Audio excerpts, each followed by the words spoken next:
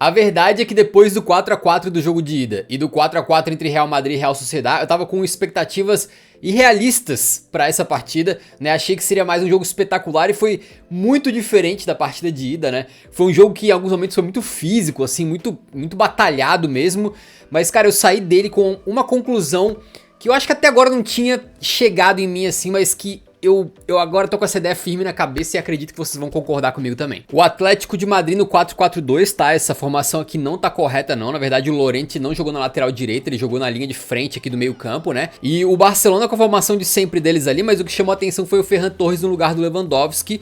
A princípio o Leva sendo poupado aí, né? Mas a verdade é que o Tiburon Ferran tá em ótima fase. O cara tem sido quase sempre reserva, mas quando tem entrado tem metido seus golzinhos ali. Já tinha sido assim contra o próprio Atlético de Madrid na Liga, né? Também fez gols aí pela La Liga. Ele tá com 15 agora na temporada, eu acho. Que pra um reserva é incrível. A gente lembra muito bem quando o Morata era reserva do Benzema e meteu 20 gols na temporada e o Benzema tinha feito 19. O que aconteceu com o Morata? Foi contratado pelo Chelsea por uns 70 milhões de libras ou algo assim, né? E o jogo começou, cara, com o Atlético de Madrid. Os caras estavam batendo um pouco hoje, né? O Azpilicueta deu essa entrada aqui no Rafinha por trás com a sola da chuteira, que o VAR chamou o juizão, mas o juiz preferiu manter só no amarelo mesmo. Foi uma entrada pesada do Asp, que eu acho que só não foi pra rua, por quê? Porque o pé do Rafinha tá no ar. Então quando tem o contato, o Rafinha tem a sorte de conseguir, né, o pé dele naturalmente ir pra frente e evitar um problema maior. Se o pé dele tá no chão e o Azpilicueta mete aquela ali, meu irmão, é pra arrebentar o pé do cara, né? Aí logo depois chega o Depou, também um cara muito gentil nas entradas dele, né? Vem com tudo, dá uma pegada no Rafinha ali de novo no pé esquerdo. Caraca, meu irmão. Acho que isso aqui era 15 minutos de jogo, o Rafinha já tinha sido ceifado 2 vezes na mesma perna. Essa do Depou, também acho que assim, foi pesado. Se fosse mais alta, se fosse no nível do tornozelo, ali era pra vermelho. Também tem outra que Molina dá uma entrada semelhante também no segundo tempo. Então teve vários momentos que o Atlético de Madrid deu assim uma flertada com o cartão vermelho. Ninguém foi expulso, mas aqui começa a aparecer o Yamal já, cara. O Yamal, ele começa a mostrar como ele é diferente numa partida em que ele esteve absolutamente, como eles chamam na gringa, unplayable, né? Tipo assim, imparável, imparável.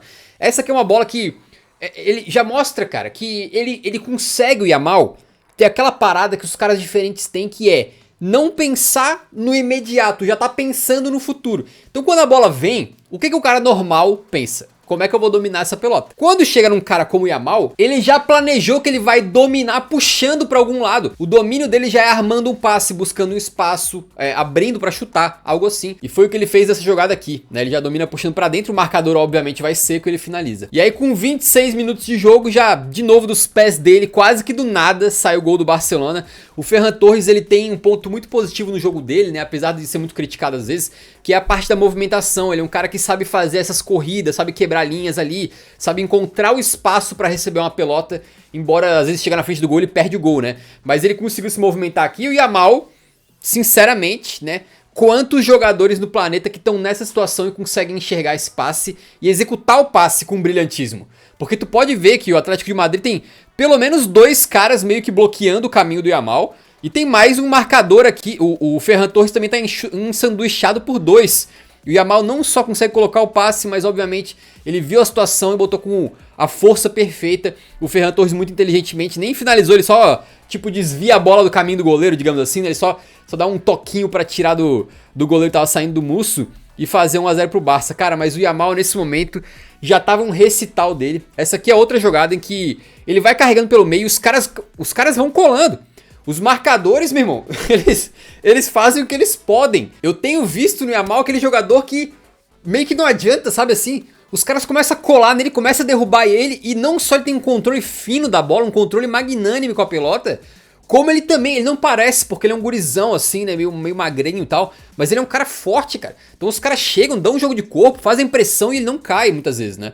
Essa aqui foi uma dessas, ele foi carregando, botou no Pedro, e o Pedro tentou, se sai esse gol aqui, seria lembrete daqueles magníficos que de vez em quando saíam do Arsenal, do Arsene Wenger, que tem uns rolando pela internet até hoje. Porque o Yamal faz jogada, bota no Pedro, e o Pedro de calcanhar e o Rafinha... Se eu não me engano é essa aqui, né? Que a bola fica um pouquinho curta, mas depois no bate-rebate ali o Rafinha consegue pegar a bola, finalizar e tal, e é travado. Aqui outra bola que o Rafinha recebe e finaliza meio que em cima do goleiro, mas tava muito difícil de fazer o gol daqui.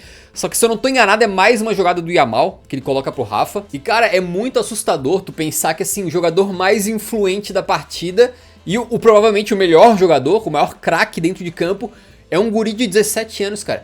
Eu acho que é muito difícil, porra, a gente normalizar que o cara não é nem maior de idade, o cara não pode nem comprar uma breja, o cara não pode dirigir, meu irmão. E ele já entra pra um jogo desse tamanho, uma semifinal contra o Atlético, sendo tipo o jogador da partida, saca? O primeiro tempo foi todinho do Barcelona e o Atlético de Madrid mal conseguiu jogar, pra ser sincero. Eu fiquei bem decepcionado porque em alguns momentos nessa temporada o Atlético demonstrou um poder de reação muito grande, mas essa reação veio no segundo tempo, que aí meio que as coisas mudaram. O Barcelona parecia que tava mais feliz com 1 a 0. Inclusive, quanto mais tempo passava no segundo tempo, mais o Hansi Flick ia botando um time ali mais pra parar o jogo nas faltas, mais defensivo e tal, né? Ele fez até aquela parada que não é a primeira vez, de botar o Gerard Martin, que é lateral esquerdo, na lateral esquerda. E aí o Balde, que é lateral esquerda, ele bota pra jogar ali numa segunda linha de meio campo ou na ponta, né? E aí o Atlético melhorou e começou a flertar com a possibilidade de empatar o jogo, né? Essa aqui é uma bola que o nosso querido Sorloth recebe, ele consegue finalizar e manda pra fora.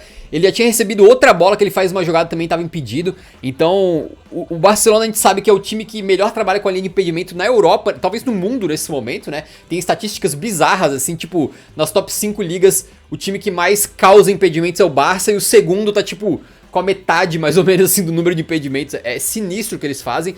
E começou a aparecer aqui esse tipo de situação, que o Sorloth, um passo pra trás, tá em posição legal, um passo pra frente, tá impedido. Teve uma jogada antes dessa, teve essa que ele sai na cara do gol e manda na rede pelo lado de fora. E já vai ter outra também, mas antes, né, o Barcelona, que tava conseguindo atacar muito pouco o Atlético no segundo tempo, tem mais uma jogada dessa construída pelo Yamal. É outra, cara. O bicho pega aqui mais ou menos onde tá o Koundé, essa bola, se eu não tô enganado, vai puxando e os caras vão colando. Tu tá vendo aqui, ó, tem 2 do Atlético nele, colado, derrubando o maluco.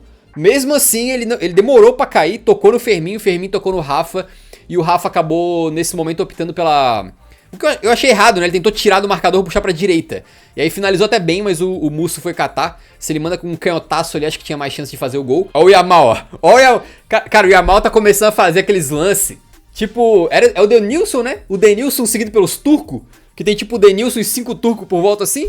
Tu dá uma observada. Esse aqui já ficou pra trás, né? Aí tem 2 tentando derrubar, mais 2 tentando bloquear. É assim, cara. É assim, como é que tu aparece esse guri, mano? Ó, aqui a jogada em que sai o gol do Atlético, mas mais uma vez, obviamente, a linha de impedimento do Barça funcionou. Não foi por muito, mas o Sorlotão recebeu essa bola aqui, saiu na cara do gol, fuzilou, comemorou. Opa, impedido. Quantas vezes o Barcelona já não causou isso na temporada, cara? É um negócio inacreditável, velho. Tu imagina o quanto que o Simeone estudou isso, o quanto que ele preparou essa equipe, o quanto que eles treinaram pra eles tentarem ganhar dessa linha de impedimento, né? O quanto que o Sorloth foi instruído a esperar pra fazer a corrida no momento certo. E mesmo assim os caras não conseguem, mano. Praticamente todos os times são assim. De vez em quando tem um jogo ou outro que sai mais jogadas, né? Em que o adversário consegue superar a linha. Mas não foi hoje, cara. Não foi hoje. Eu achei que foi um Atlético de Madrid muito menos bom do que eu vi em alguns momentos na temporada. Acho que o principal jogador deles nessa temporada, que vem sendo o Julián Álvares, acabou fazendo uma partida um pouco mais apagada. O Griezmann também não participou tanto assim. Quem entrou melhor no segundo tempo achei que foi o próprio Sorloth, né, na linha de frente ali. E pro Barcelona segue o sonho da tríplice coroa. Os caras tão vivos em tudo ainda, né? Agora pro Atlético de Madrid é a tríplice coroa ao contrário, porque meio que a temporada dos caras acabou. Tá meio cedo ainda, comecinho de abril, né? Tem quase uns 2 meses de temporada ainda, mas pro Atlético de Madrid já era, porque foram eliminados da Copa do Rei. Pro Barça, foram eliminados da Champions. Pro Real Madrid naquela do Julián Álvares no pênalti dele lá, né? E na La Liga agora estão a 9 pontos, né? 9 pontos atrás do líder, então meio que já foi pro Beleléu também. Então pro Atlético de Madrid era uma temporada que vinha muito promissora, vinha muito bacana, mas meio que o Simeone já pode começar a rodar a equipe e poupar os titulares pra enfrentar o Botafogo no Super Mundial, né? Que é a última chance dos caras ganharem alguma coisa aí. A temporada do Atlético acabou antes da do Tottenham. O Tottenham está vivo na Europa League, beleza? Respeita. Olha o que eu ia falando do Atlético ter batido um pouquinho nessa partida, né? 5 amarelos os caras tomaram no primeiro tempo, sendo que foram 3 nos primeiros 13 minutos. Foi um primeiro tempo mais do Barça e um segundo mais do Atlético, mas em geral o Barcelona foi melhor e mereceu a vitória. Eu também acho que o Hansi Flick, cara, ele fez uma coisa também no jogo dele, que é se adaptar às situações. Ele não tá um técnico irredutível na sua forma de abordar uma partida. Pô, o jogo complicado, o adversário vindo pra cima, ele deu uma fechada na casinha.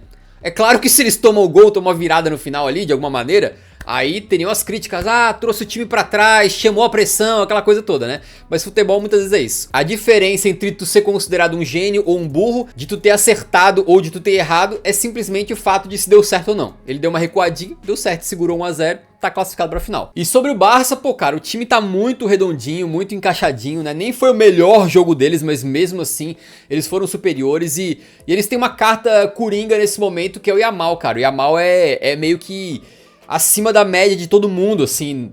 Hoje a partida dele foi espetacular. Todas as vezes que ele pegava na bola, parecia que ia sair alguma coisa, parecia que ninguém conseguia desarmar ele. No segundo tempo tem um momento que o Javi Galán, que entrou na lateral esquerda do Atlético, vai marcar o Yamal, dele começa bem perto. Só que quando ele percebe que é o Yamal, acho que ele fala, epa, pera aí, se eu me aproximar demais, eu vou tomar o drible. Então ele já marca o Yamal mais pra trás um pouquinho, que é pra tentar não permitir que o Yamal consiga, tipo, botar na frente dele e passar, entendeu?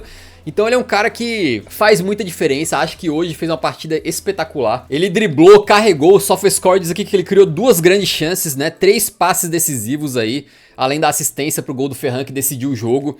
Então é um guri muito especial, cara. O que eu falei lá no começo do vídeo aqui, eu tô percebendo, e eu cheguei a essa conclusão hoje, e talvez pra vocês essa conclusão já tenha chego antes, mas eu tô percebendo, cara, que o Yamal, e eu vou cuidar com as palavras aqui porque ele tem 17 anos, tá? Mas o Yamal, ele tá me fazendo uma coisa que o Messi fazia, cara, que é assistir jogo pra ver um jogador específico, né? Então o Messi, a minha vida inteira, cara, quando tinha jogo do Messi, até hoje de vez em quando eu assisto jogo do Inter Miami, porque eu quero ver o Messi, né? Então o Messi era assim, ele me trazia pra qualquer partida pra assistir o Messi. E agora tem jogo do Barcelona, eu penso, pô, jogo do Barça, massa, mas eu também tô começando a...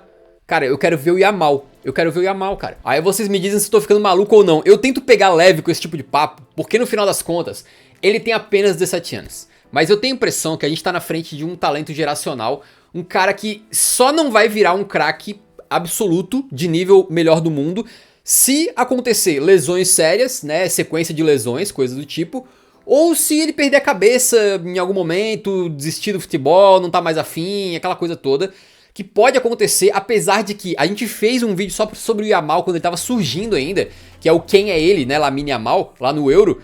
E cara, naquele momento a gente pesquisou bastante sobre a vida pessoal dele, ele parece, pelo menos, ser um gurizão muito pé no chão, muito humilde, com muita noção do que ele tem que fazer, do profissionalismo que ele tem que ter nessa profissão. Então não me parece que ele vai meter um Hazard no Real Madrid, assim, sacou? Que ele vai dar uma, perder um pouco do fogo, assim. Tenho a impressão que ele vai ficar querendo muito alto nível e ele nem chegou nos 18 anos, cara. É meio bizarro projetar que, sei lá, quando ele tiver talvez 21, 22, quando tem jogador surgindo ainda, ele já vai ter, sei lá, 6 anos de carreira, sendo todos eles em altíssimo nível, né? E eu tento pegar muito leve porque, cara, a gente não pode forçar jogador tão jovem assim. No final das contas tem que lembrar que ele é uma criança ainda, né? Não é nem maior de idade ainda. A gente também não pode ficar comparando todo mundo com o Messi. Isso aí fez mal pro Bojan, fez mal pro Halilovic, como a gente também falou muito no Eurofoot. Mas eu acho também que não dá pra tratar o guri como se ele fosse um bebê ou um cara de 17 anos qualquer. Ele não é um cara de 17 anos qualquer. Ele é um cara de 17 anos que é possivelmente o mais talentoso jogador do Barcelona, um dos mais talentosos do mundo, titular da seleção espanhola e um dos melhores jogadores de um time campeão de Euro. Então ele é meio que um fricazoide, cara. O cara ele é muito diferente, ele é muito especial e esse vídeo era um pós-jogo de Barcelona e Atlético, eu acabei falando praticamente só do Yamal. Mas nessa partida acho que ele mostrou isso mais uma vez, né, cara? Que o Barcelona te proteja. 17, não dá pra botar o guri pra jogar todas as partidas. Tem que lembrar que o guri tá ainda em desenvolvimento físico. Não quebrem esse atleta.